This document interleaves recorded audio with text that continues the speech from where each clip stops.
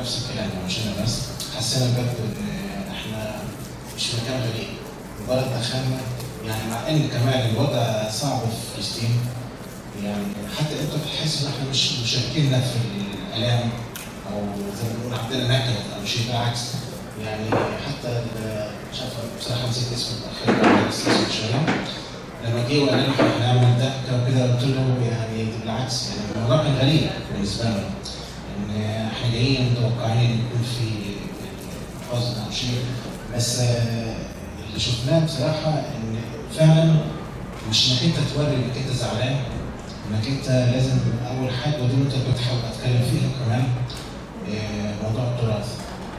التراث بالذات حاجه هي اللي بتستمد، هي اللي موجوده على مستوى التاريخ والحضاره والحاجات دي كلها. لو احنا نسينا الموضوع ده مش هنبان. انا بجد انبسطت جدا من الموضوع على الدقه، لان مش بس بيدي فكره عن الشعب، زي ما حضرتك تفضلت قلت ان عشان تقدر تعرف شعب او حتى مش موضوع تتعاطف معاه، عشان تعرفه تكون عارفه كويس.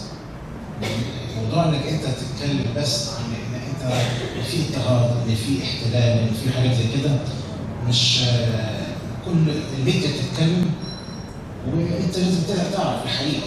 لما الميديا بتنتشر طبعا اللي عنده ميديا اكبر، اللي عنده حاجات زي كده بيقدر يوصل المعلومه بطريقه معينه. الشعوب كلها اللي بنقول عليها في الحاله دي يعني في لسه في بعض الشعوب كل الميديا اللي موصلاها ان اسرائيل اتهاجمت من جماعه ارهابيه، وان الموضوع ده مخلي الناس كلها تحس اكيد ازاي يعملوا كده. حتى لو لاحظوا في الاخبار كان دايما بيلقنوا بعض الكلمات زي ان اسرائيل بتقول يعني ان حماس هي ايسيس او هي داعش الجديده الموجوده دلوقتي، وده اتكرر في كذا شيء. يعني هو عاوز يوصل لك رساله ان انت ده هو ده، زي ما حاربنا داعش وزي ما بيحاربوا لازم الشعوب كلها تتكاتف ان تحارب المقاومه المفروض.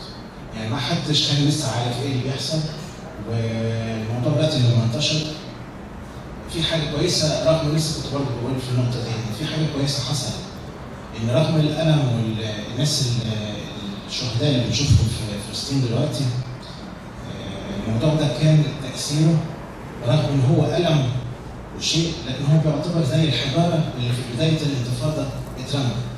دلوقتي كم شعب كان في البدايه وصلوا عن طريق الميديا الكاذبه ان هو من طرف واحد بس، في اجنده موجوده ازاي تصوير الموضوع ده. فدلوقتي لما بتشوف الناس ابتدت تشوف حاجات ثانيه، الضحايا، المستشفيات، الحاجات اللي بتحصل، الاهداف اللي اسرائيل بتعملها. لسه قريب برضه تاني غير المستشفى الاولى اللي هي بعمدان بالظبط، كان في مستشفى بتاعت القدس دلوقتي بيحذروا دلوقتي. طب انت بتحذر يعني ايه اللي حصل؟ ايه اللي خليك نفكر في الموضوع ده؟ فانت الغرض الاساسي هي اباده شعب مش اكتر، او تهجير كمان. يعني الموضوع دي كلها الناس كلها بقت شافتها. لو ما تسرب الموضوع ده وشافت الناس ازاي اطفال ونساء وناس في المستشفيات هيهاجروا ازاي، حتى الهجره اللي يقول لك لازم تسيبوا المنطقه الجنوبيه، طب هتسيبها ازاي؟ في مستشفيات الناس هتمشي ازاي؟ واللي اتضرب دلوقتي لما يكون في وقت النقل من الاماكن من مكان لمكان، من الجنوب من الشمال رايحين للجنوب، اتضربوا في مكان ان هو محدد لك طريق تمشي فيه، اتضرب فيه. اهم شيء بس في الموضوع ده الحروب اتغيرت، مش كله صواريخ وضرب وحاجات زي كده. اهم شيء التربيه، زي ما حضرتك تفضلت وقلت برضه في البدايه ان اذا كناش احنا هنربي اجيالنا، وده المفروض الدور بتاعنا كلنا كعرب، كاي حتى مش شرط عرب، اي وطن عاوز يبني جيل راسخ، مش يعني الجيل الضعيف اللي ما عندوش وعي حقيقي، مش وعي كمعلومه بليف او يعني عقيده. العقيده دي اللي بتدفعك انت تفكر حتى لو عملت غلط، انت حاسس انت بتعمل ايه؟ بتبيع بلدك من غير ما تحس. ما انت ممكن تكون فاكر ان انا بعمل حاجه كويسه، وانا مش بعمل حاجه كويسه، بالعكس انا ببقى يكون المدرس او الشخص اللي بيزن عن المعلومه دي الطفل. انا بعتبر لو انت انا او غيري او الناس اللي هي حضراتكم اللي هو ما وصلتش المعلومه صح، يعني انا شايف ان في غيره ان انتوا لازم نخلي في وعي للجيل اللي طالع. لو ما فيش الجيل ده اللي طالع، البذره دي انا ما زرعتهاش كويس، انا بعتبر ده نوع من انواع الخيانه المبرره، ان انا بقى مش يعني ده يعتبر ده دور ليا، ده دور واجب ليا. الناس كلها تطلع تكون في عندها ثقافه وفهم والمعلومات العامه، غير بس ان ده وطني وده ارضي وما ينفعش اسيب ارضي.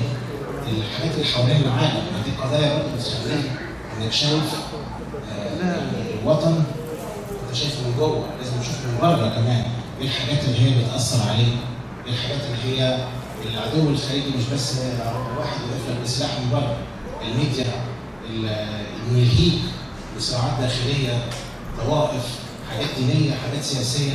كل ده لو انت عندك الوعي من جوه بتبقى فاهم انت بالظبط ايه اللي انت بتعمله. عارف انت لو انا دخلت ممكن اكون مختلف مع شخص في الرأي، بس لو انا اختلفت معاك دلوقتي الوطن كله ممكن يقع.